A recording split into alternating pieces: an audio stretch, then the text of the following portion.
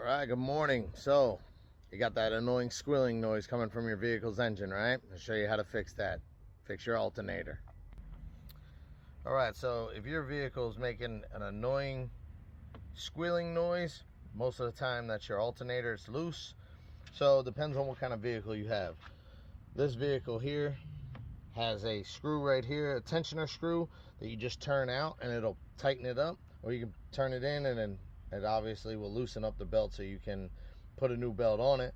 But some vehicles have a main screw here to the harness, and then what you're going to do is you're going to loosen that up, and then you're going to take a pry bar and pull this out as tight as you can, then tighten up the screw back here again, and that'll stop your squealing from your alternator belt.